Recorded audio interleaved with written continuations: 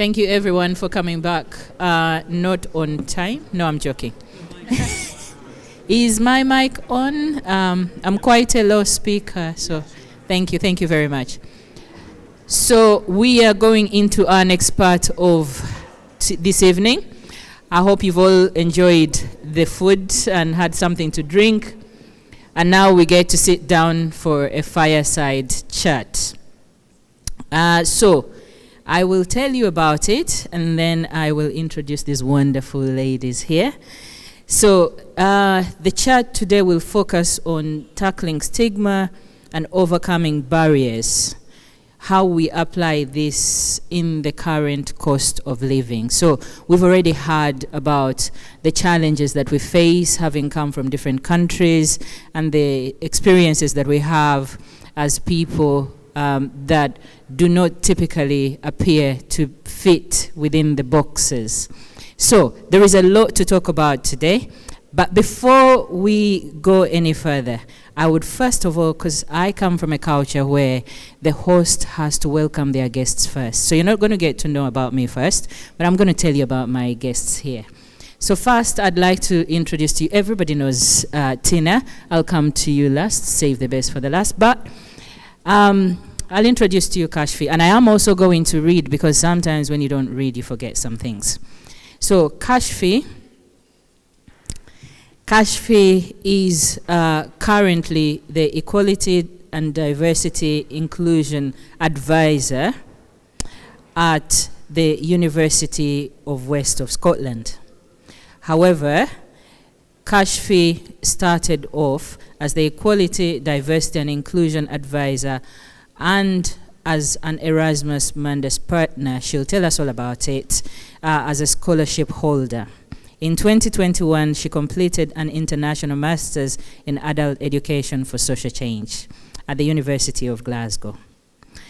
But what I want to say to you about Kashfi, I've known Kashfi for maybe about 3 years, and Kashfi is amazing. But more importantly, what I really like about Kashfi is the way you articulate experiences of our communities and the way you articulate the experiences that we go through. And so I'm really keen to hear what you're going to be speaking about tonight and the conversation that we're going to have with you tonight. So I'm delighted that you are here with us today. But that's my part of the introduction. But I'd like for you to also introduce yourself, because one of the things that we have here in our communities is that we get spoken for a lot. I don't find that to be the way in which we should be going.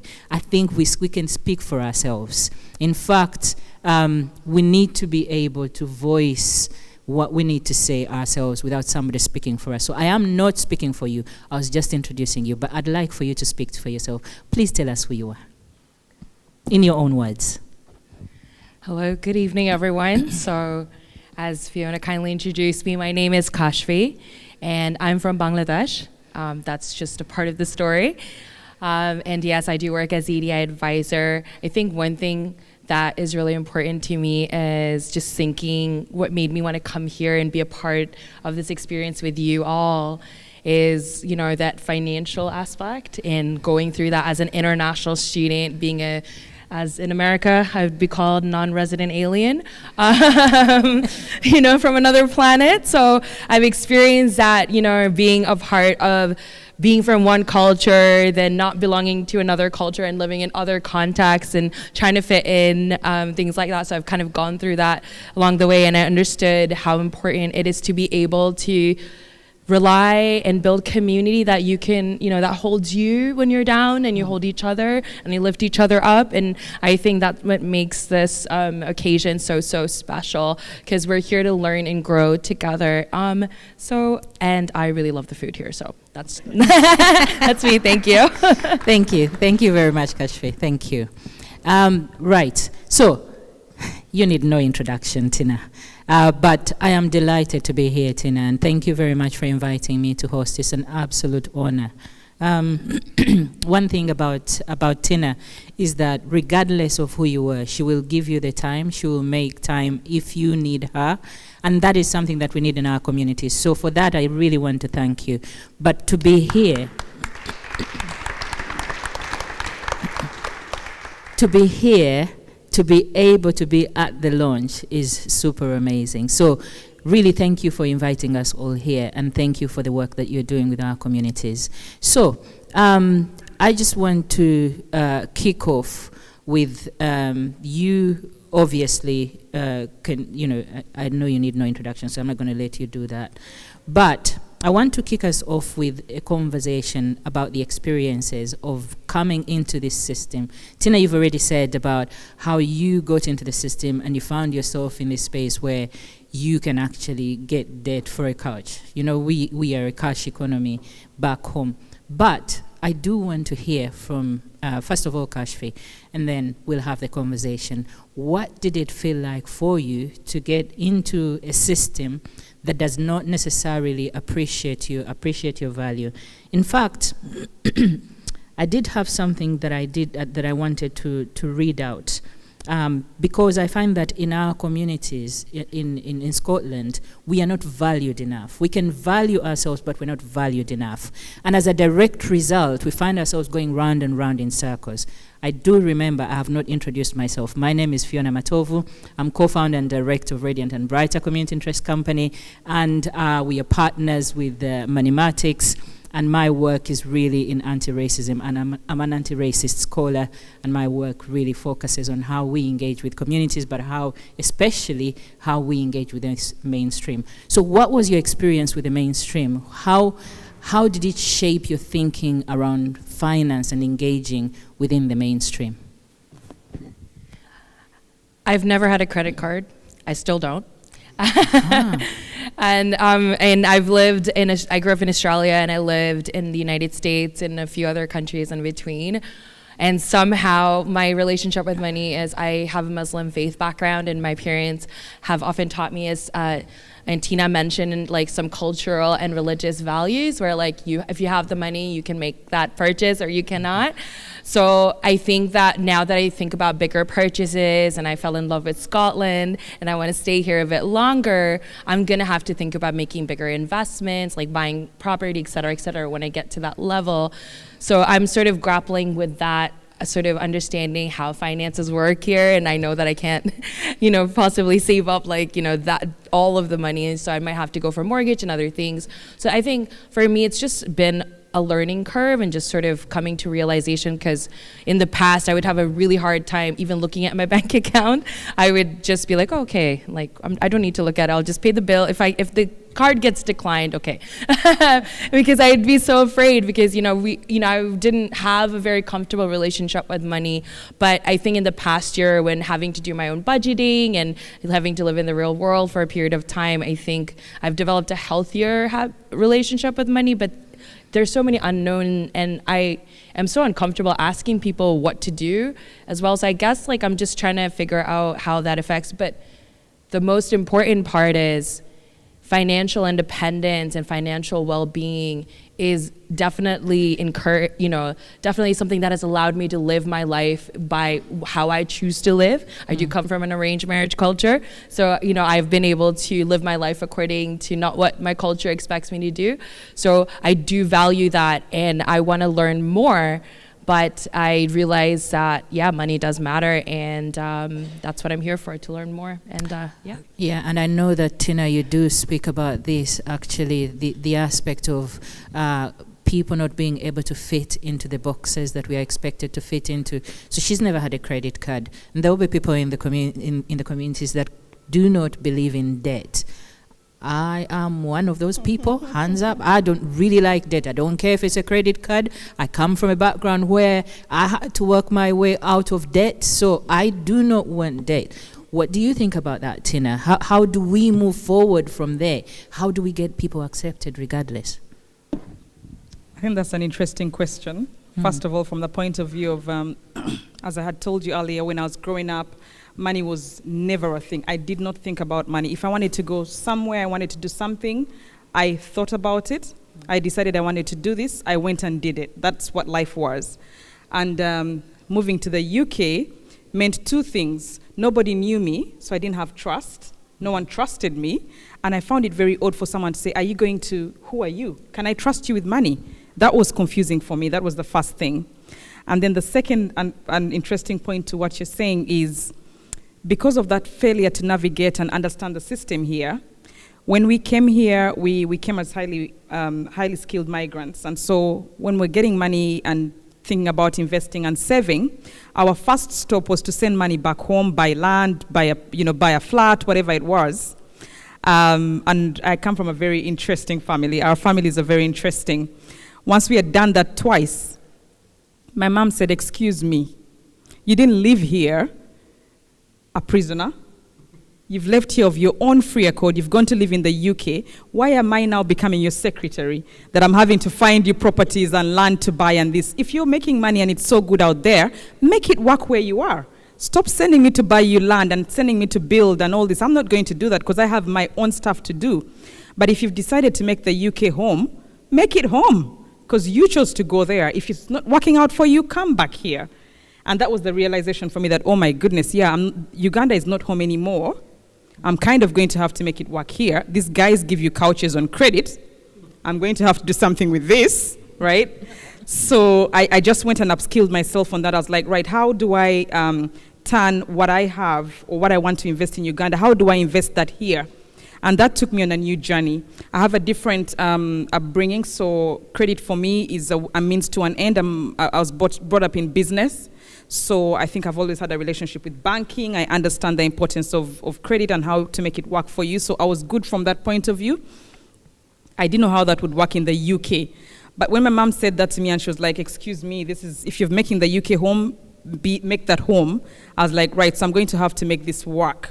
And so I went on that quest to try and understand that. And to your point, it's speaking to people. Like, I literally go to a bank and I say, "I don't know what I need to do. You have an obligation to tell me what I'm supposed to be doing, so give me that information." I took the power back and said, "You have a right to be telling me what I need to know, so I'm going to take the information from you." And I think that's a key thing, especially with our differences. We have to let them know. We have to be saying, "Excuse you, the flyer you have, it doesn't fit my circumstances, so tell me where I can go to fit my circumstances." You know, that brings me to the quote that I wanted to refer to by Goldberg, and it says that people are considered to be part of the mainstream by the mainstream at the convenience of the mainstream. They also easily cease to be part of the mainstream whenever the mainstream decides. If people do not believe in debt, surely you'd think that we could do something, but that's the work that you're going to be doing, right? We aim to. Okay, so the other thing that I do want us to speak to is, in your experience, so you've talked about you went and you educated yourself, but it's not always easy for somebody to educate themselves. Where do you start? And also, when you go into, say, a bank and they say to you, "Oh, sorry, we cannot give you an account." We've had those experiences where people don't even get an account. Where do you go from there? What could somebody potentially do to move from a place where they don't have the power to taking back the power, practically, literally? When you go in and something happens like that, what do you do? That's a very, very good and key question that I realized, Robin spoke about privilege, and we do not understand the privilege of our upbringings. But one thing that I was brought up with was, I know that I'm able and I'm enough and I'm capable. So I always look outwards for, like, if it's not working, someone has to fix it. It needs to be fixed, right? So when we're trying to upskill ourselves, we went through a period of no money. We had a season when, we were just transitioning and we didn't have money. But my mind is like, I need to make this work. So where do people here find information? I'll go and ask. And one of the things that we don't do well as humanity, I suppose, is we are always blaming ourselves. We think we're the ones that don't know what to do. But the moment you realize, wait, I don't know what to do right now, or I'm struggling right now, but wait, there's people are making it out there. How are they making it? So I literally go and ask, "Pheona, how are you getting that done?" Yeah. So I remember walking into a bank, and asking about mortgages. And they said, are you going to buy a house? I said, yes, I am going to buy a house. Right, do you have a deposit? What is a deposit? I had no clue. And they said, well, if you don't know what a deposit is, then I said, well, as you can see, I'm new to the place, so you kind of going to need to tell me what that is. They said, okay, this is a deposit. Do you have a reference? What is a reference?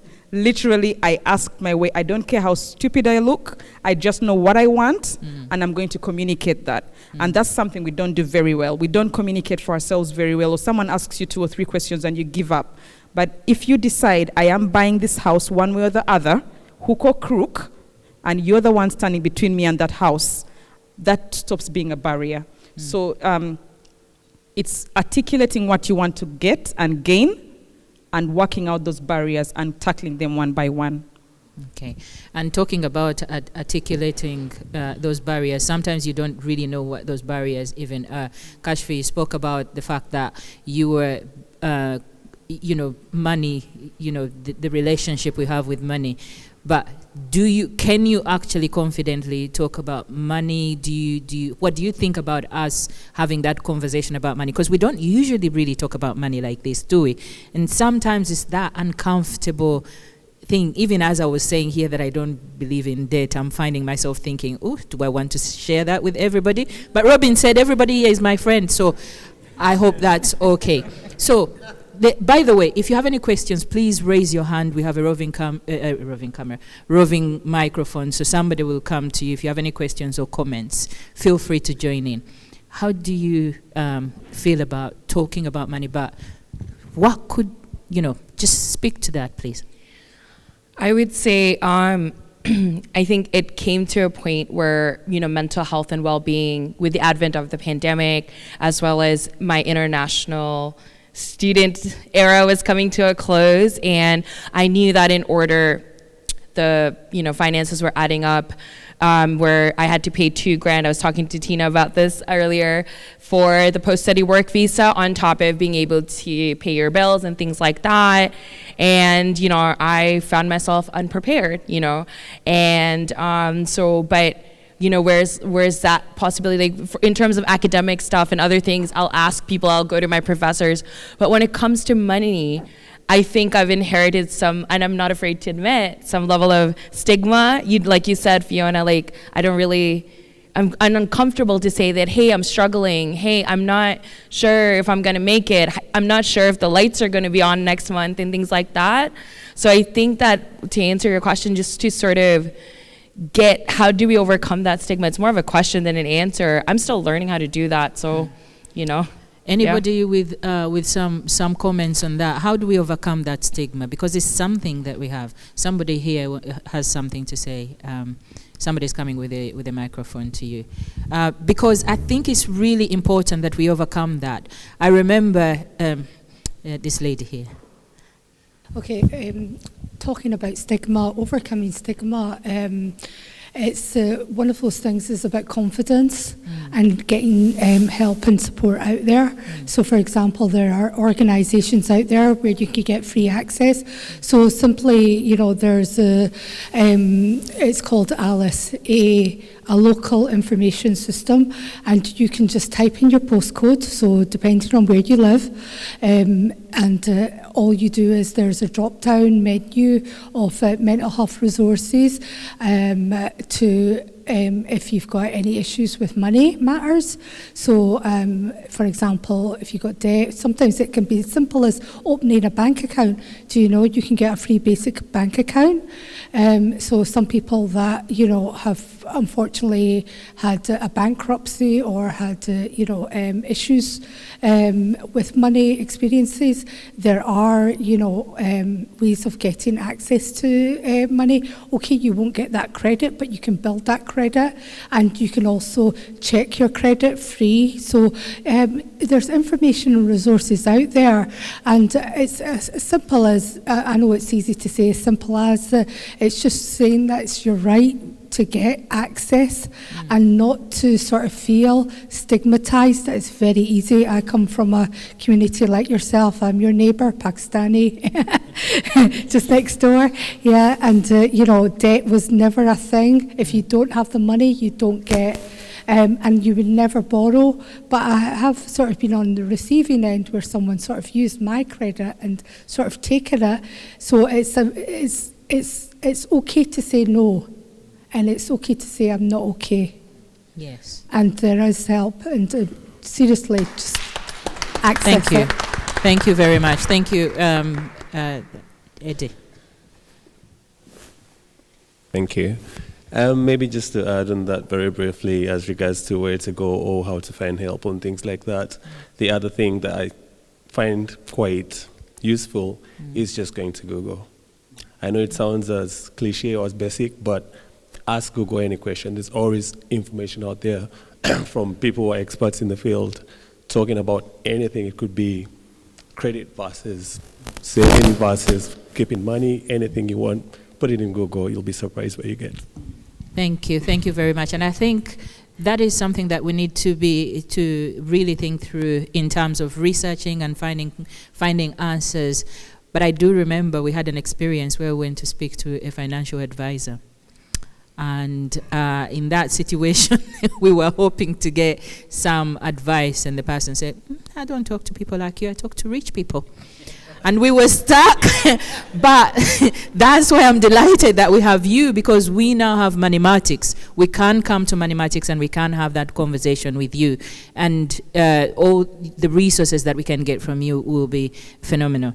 So now we've talked about the barriers, we've talked about the challenges, we've talked about the experiences of how we have been shaped coming here.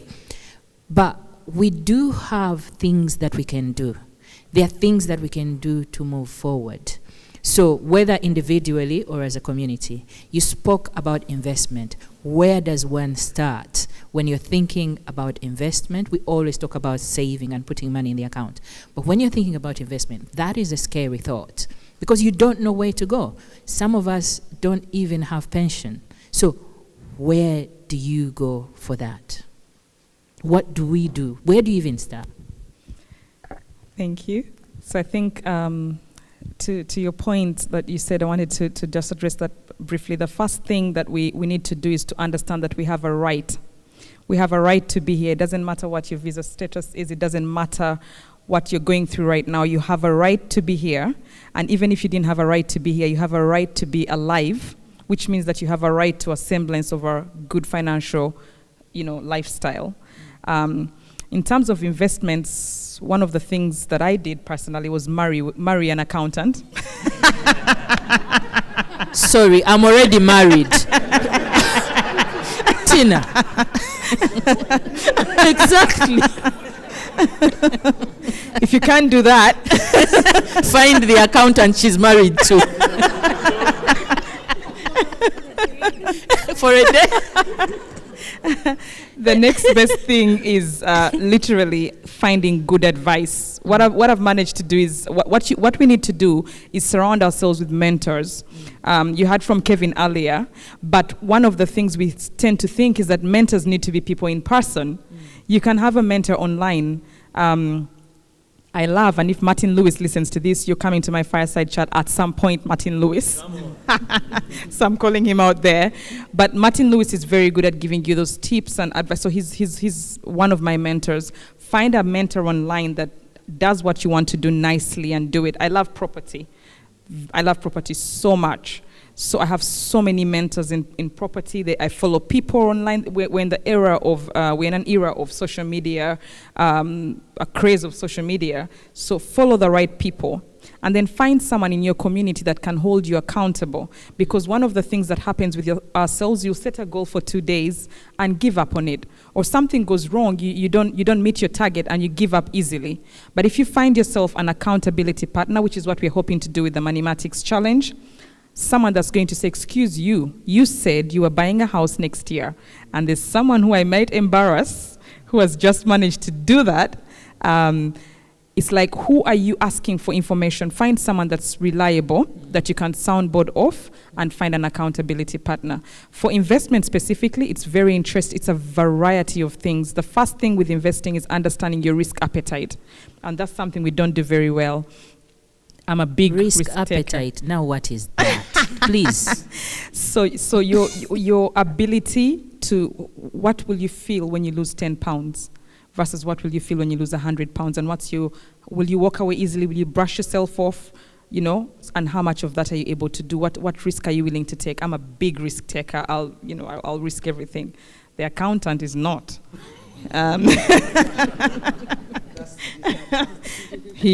So you need that balancing act. And so if you know that you're a very big risk taker, find someone. It doesn't have to be your partner. If both of you are rubbish with money, find a friend and say, listen, I need help with getting accountable.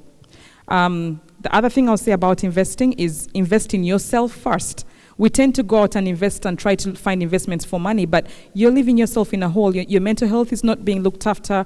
You're not looking after yourself. You're not healthy. You're cooped up in the house. Invest in yourself first, and that can be anything, like even going on a holiday, sitting down and being grateful for what you have, picking up the phone and calling someone that you love. Invest in yourself first, and then from there you can set good goals and get into investing. And that holiday we are going to start when we do the money challenge. We are going to be saving up for that holiday. So, Kashfi, I'm going to come to you on this one first. I want you to share an experience that a time when you have overcome something, whether it's mentally or practically in finance. Please don't share your secrets, but just anything, a time when you thought, actually I need to get over this, and what you did to come out of this, because we do have things that we are dealing with, situations that we need to get through. Definitely. I would say one of the things that I overcame was not understanding how my mental health was directly impacted by my finances. That was something that took a while for that connection to be made. I learned very quickly that if I don't have an additional of, let's say, like 100 pounds on top of what I need to spend during that day, I will start to panic and have anxiety just in case I need to grab a taxi or do something, I need to have that money in order to be prepared. I like to be prepared for emergencies, for example.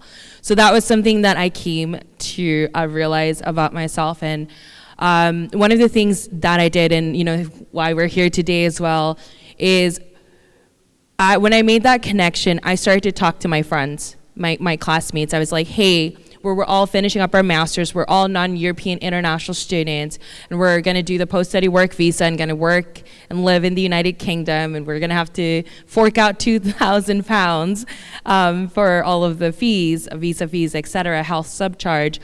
Let's start saving and let's do it together. So that's something we would let's cook together, we'll have fun. But so that's kind of building that community. That's how I went with it. And I would call my friends if I wasn't feeling good, and I would be like, let me find a way to put my money into a different place so that I can't touch it. Because when I'm sad, I know where I'm upset, I might be indulging when I shouldn't be indulging. So I guess a way of putting it is to become aware, of what your spending habits tend to be, what you tend to do when you are sad, when you're going through mental health state, and things like that. Find your connection. What's your relationship with money? And 3 is rely in on your friends and community to keep you motivated towards your financial goals. Thank you very much, Kashfi. I'm sure very many people will resonate with that. And Tynah, you are the money guru. Tell us how something that you came through that you haven't already shared, because you've already talked about a lot, but that might help somebody to also think through how they could get through that. So something interesting about how I even ended up here or doing anything to do with MoneyMatiX was my absolute fear of lack. When we went through that season when we didn't have enough, I was just so shell-shocked that a day can come and I don't have, that had just never occurred to me, and that fear gripped me so deeply. And so at the time, we were renting a house. And we didn't have money coming in, we didn't have jobs, we were really, really struggling, we were transitioning, and this transition was taking so long. And then my mom would keep saying, oh, God is trying to teach you a lesson. I'm like, no thanks, I'll pass. And I was so scared. And I remember thinking to myself, if I come through this, I will never, ever lack. So because of that, in that season, we were not able to pay our rent. We couldn't meet all our obligations. And in my mind, I was like, how can I not be able to, how do I not have enough money to pay my bills? I've done nothing wrong. And I can't pay my bills. I'm not embarrassed. I was determined not to ask our parents for money. That was something I was not going to do. That would be the ultimate failure. So we had to go to the landlord and ask the landlord to kick us out, because we were told if the landlord kicks you out, you can get a house. We've had those stories. Yeah. We're told if the landlord kicks you out, you can get a house from the government. We said, well, Graham, you need to kick us out on this one. It's not working out. Graham said, I can't do that. You guys have a baby. I love you guys. You're awesome. You hug me when I come along. We're like, well, this is kind of desperate, man. We need you kicking us out. And this guy just wouldn't kick us out. What he agreed to do was to lower the rent, right? He reduced the rent. And for me, that was the most painful thing I ever had to do, because I loved, this guy was awesome. He would bring, we didn't know many people we didn't know anyone in the UK at the time. He had given us this rental property in spite of us not having references. And the estate agent made him sign a document to say he was giving us a property at his own risk because we didn't meet the criteria. But the guy looked at us, he asked us a bit about our background. He said, I think they'll be good for it. And here we were trying to get him to cut off £100. So I said, I would rather be having this conversation with the bank. So as soon as I can get out of this rut, I'm buying a house. I don't care how, I don't care what I do, I'm going to buy a house. And so that became my anchor point. And I educated myself towards it. I became obsessed with getting on the property ladder. I said, I'll have that conversation with NatWest because I don't know who they are. So I'm happy to tell them I'm not paying you this month, but I don't want to have that conversation with Graham. So I think anchoring yourself, having an end in mind, and singularly looking at that end in mind is extremely important. It has helped me, even with MoneyMatiX. I cannot tell you the number of situations that have come up, but I'm determined. I'm determined that our communities will see the end of financial crisis. We must make it happen. We must. Well, yeah, absolutely. And I think to that point, the biggest pain is that it's small things that keep us away from our target. It's very small things, a small adjustment here, £5 saved here, knowing that you can ask your landlord to give you a discount, knowing what rights you have in government. Just very small tweaks can change our lives, but we don't know it. And I'm determined that that's the anchor point. We must get out of financial crisis. We must become financially included. We must. And that's my anchor. So having that anchor point, deciding what it is. Do you want to get on the property ladder? What is your anchor point? What's your goal? And single-handedly determined to get there. Thank you very much. Now, think about whether you have questions. I'll take maybe a couple of questions. Right, there's so many hands going up. You first, Rebecca first. Somebody here, there's somebody there, and there's somebody there. While you get to them, my one thing for you that I would like to share is an experience that we had ourselves. So we had a period of 5 years when we were not allowed to work, claim benefits, blah, blah, blah, all that kind of business. Undocumented migrants, all that kind of stuff. We'd been documented before, are now undocumented. And one of the things that happened is that we got to a stage where, like you, we couldn't afford our rent, so we were not paying rent. And so the first thing that happened was the discovery that we would not get thrown out until we'd gone to court. So our prayer became, God, please come through for us before we go to court. Literally, after 8 months, the week we were going to court is when we actually got our paperwork. And that is how we came out of it. That's one thing. But the second thing that happened, the bailiff turned up at our door because we're not paying council tax. So when they turned up, we opened the door. They said, would you like a cup of coffee? So we offered tea. And we said, look, surely you can take us to prison, you can take us to court, we have no money, we can't pay. And this lovely lady sat down and said, I know about these stories, but nobody has ever told me so openly about their story like you have.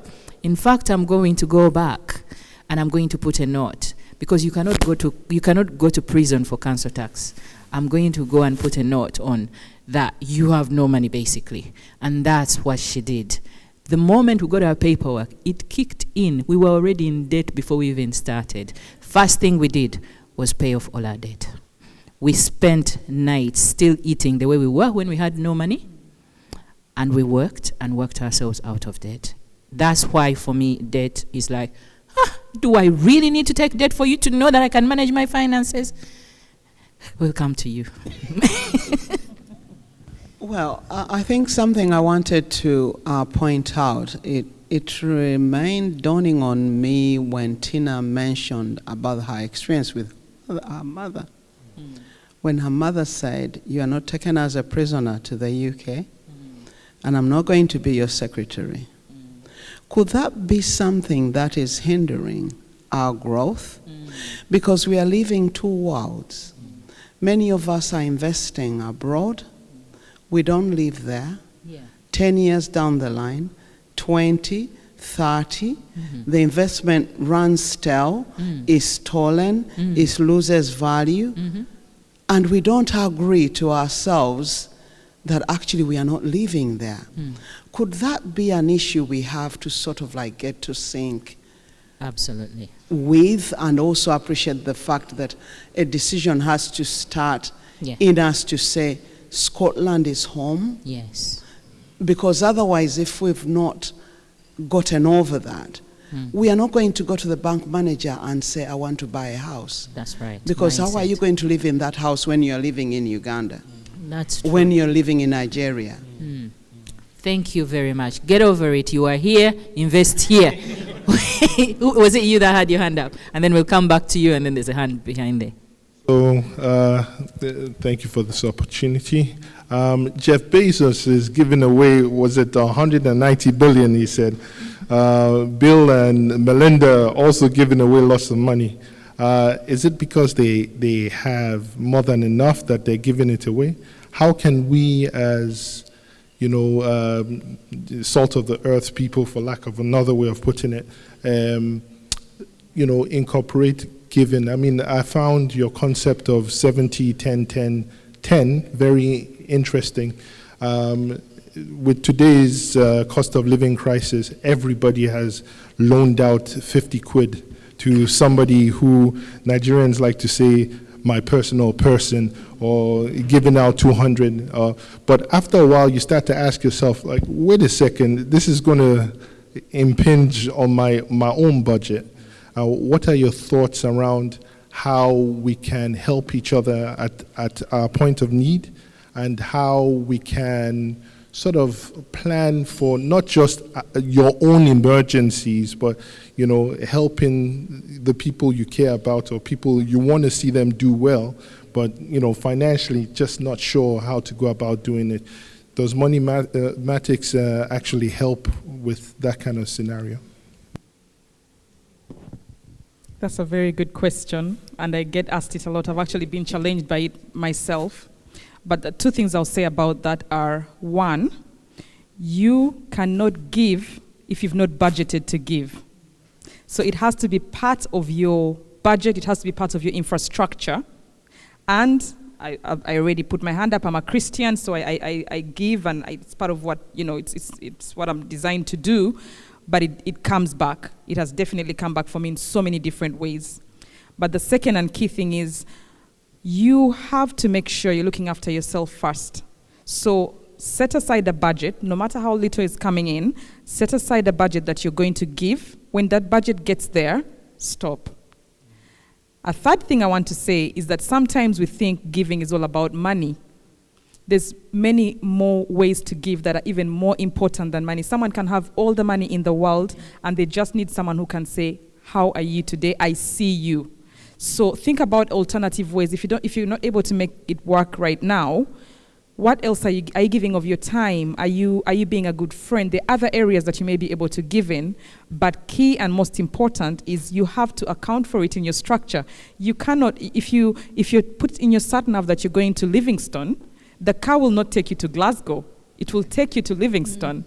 And that's the whole thing about the Grow Your Money Challenge is let us set ourselves a destination. Let's have a navigation guide of where we are going. I want to be a giver. I want to invest. We do these mantras. Godwin is probably better at it than me, but we get our kids to say these mantras, and we say these things every morning, and we say, I'm an over and above giver. So that's part of what I am designed. That's who I want to be. I want my brand to be a giver, therefore I will give. I am an investor. I invest over and above. If you don't say you're an investor, you won't even start looking for investments. So we need to set ourselves some boundaries, decide what you want. Each of you is a brand. We're all brands.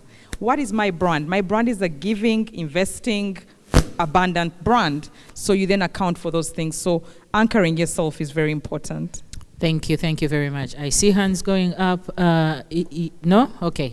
2 people, and then you have literally seconds to ask or say something, and then, I see you, and I see your hand at the back. Thank you very much.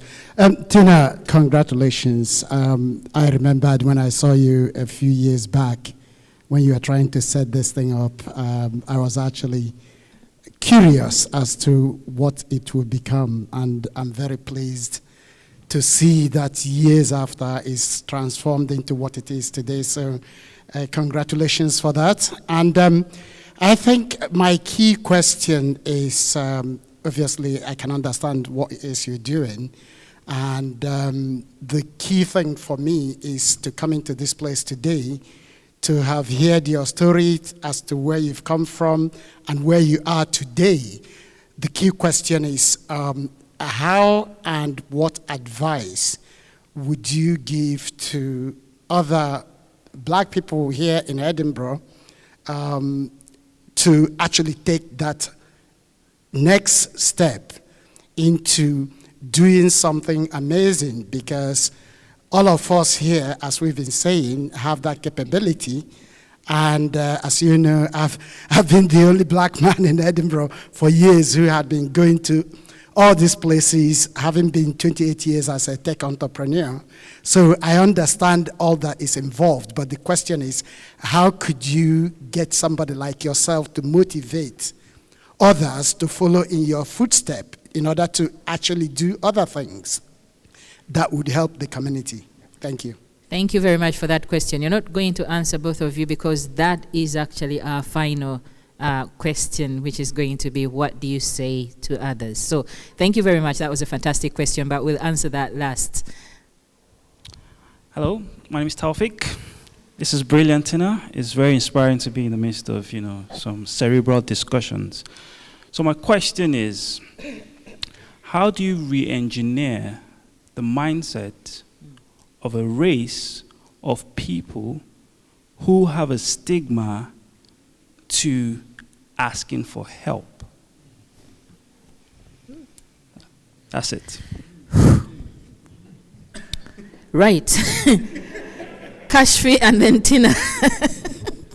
Whew, okay. Well, that's where the trouble begins. Definitely. I had an incredibly difficult time. It was coming to a point where the rent situation, I was not able to, I was like 3-4 months behind in rent and things like that were happening. And I'm like, I'm still not asking for help. Oh my gosh, what will people think of me? Oh no, like, oh my gosh, like I'm a failure, but they're thinking like, oh, I just graduated and this and that.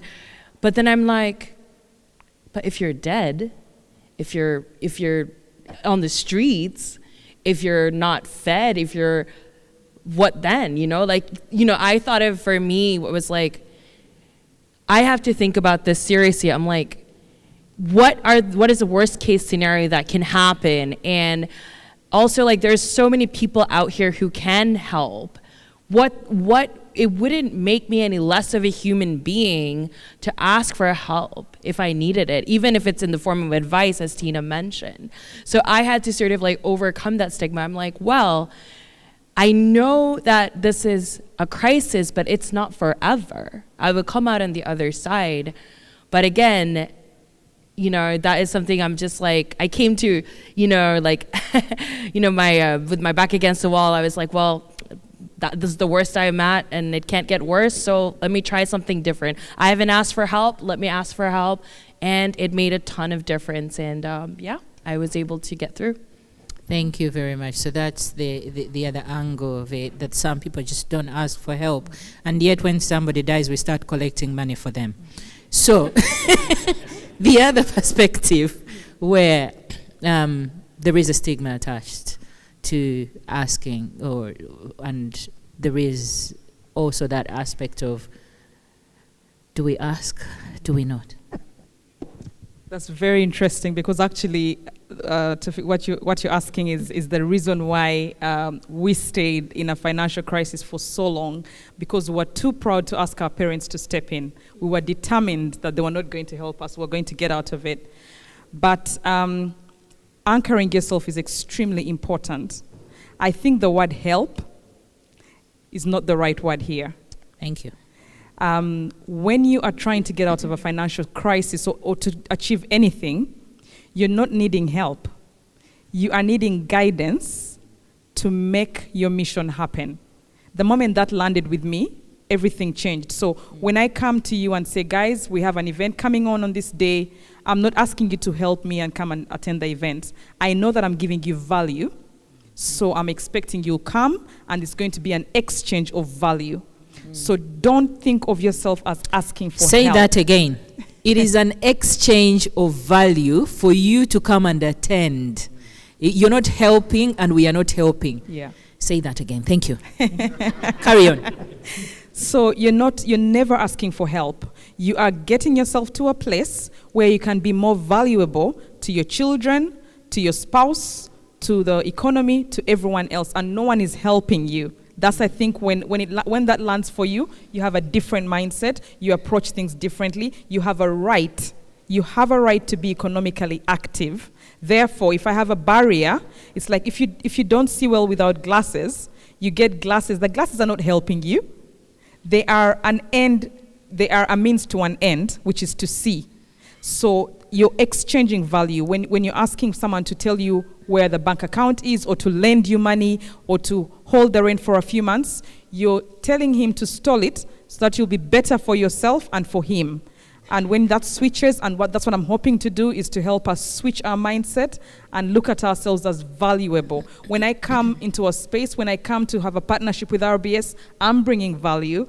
Paula and them need to work better with communities, so that's the value I'm bringing. And then Paula is giving me value because she's sponsoring the challenge, she's giving me expertise, she's giving me all these tools. So it's an exchange of value and not help for help's sake. Thank you. Thank you. Now I'm really, really sorry, because I know there was a question there, I don't know, but I'm really sorry that we've run out of time. So I'm just going to ask us to wrap up. So I'm going to ask you, meanwhile, before we wrap up, I'm going to ask everybody a show of hands if, because it looks like we've all been through rent situations. Have you been through rent situations? Please don't put your hand up, I'm joking. But it looks like there's so many of us. But you have experts here who have gone through the experiences and can tell you all about it and how they got out. And there'll be more people there. So if you are in that situation, please don't hide. So the last question from that gentleman. Okay, and it ties in with what was going to be our final question. What do you say to people who are starting out? People who are, what do you say to individuals here, people in our communities, like even some tips, things that you can share, something that people can actually go away with today? Don't neglect your well-being. Please take stock of the support network you already have in existence. Your community, your friends, people you already know are probably going through something similar without you even realizing it. Also, if you have mentors and teachers, lean into that. The other thing is, I'm of a faith background, but I've always had faith, so I guess like believing in what you believe in and just sort of like being like, it's gonna be okay, and to have that perspective going forward. I know, but yeah, that's me. Thank you, Kashfi. Tynah, the woman of the night. Mine are going to be extremely out there, so don't quote me on this. But my first one is be ambitious. And I'll say this in front of Mark because I may pull you in to help me. My plan is to be a unicorn. MoneyMatiX has to be a unicorn. I keep saying that, so now I'm on camera. Come on. And right now it seems like it's out there, but if I believe and start thinking like a unicorn, that means I have to take stock of where I am right now. So take stock of where you are. Have an anchor in mind where you're intending to go, and then be honest with yourself. What do you not have? What tools and resources do you need to get to be that thing? So because I intend to be a unicorn, I knew for sure when I came to the UK, I had no network. I knew nobody, to the point that I'm telling you, I'd never been asked in my life if I was good for money. And here I am, people don't even know if I'm going to pay them back, right? So I knew that if I was going to do business well in the UK, I had to do something about it. I had to create a network because you cannot survive without a network. So I had to create a network and build my reputation. So what are we doing in whatever dreams we have that's helping us get there? What are you doing that's going to get you there? In my case, I want a reputation. So I make sure I try and align myself with reputable people. I make sure that I deliver what I promise I'm going to deliver. And then I know what I'm aiming for as well. So my key thing is have an anchor point and take genuine and actual stock of where you're at. The second and most important thing, I think, is your network is your net worth. My mom told me that when we were growing up, she would tell us all the time, your network is your net worth. If you don't have a network of people that you can rely on, if I don't have someone I can go to and say, give me £10,000 today, that means I'm not worth £10,000. So think about yourself. What value do you give to your network? And how can you gain a valuable network? And when you have that exchange, it's easier for you to be accountable. Thank you. Thank you. So we're going to have to come to an end there, but I just want to say to you, thank you very much, everybody, for contributing. Thank you for the conversations. My last words for this fire chat will be that whatever you do, understand your value. That's one thing I needed to know. I needed to know my value because actually it was Godwin's mom that said, people don't know who we are because we don't know who we are. So get to know your value. The second thing that I'm going to say is, in whatever we do, whatever your circumstances, there is no situation that lasts forever.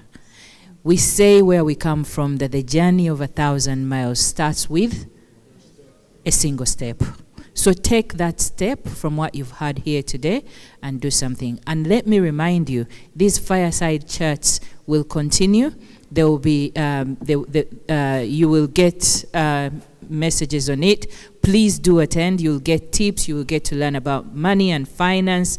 And we will work together and we will learn together and we will grow together. So be ready for what's coming for you through MoneyMatiX. Thank you.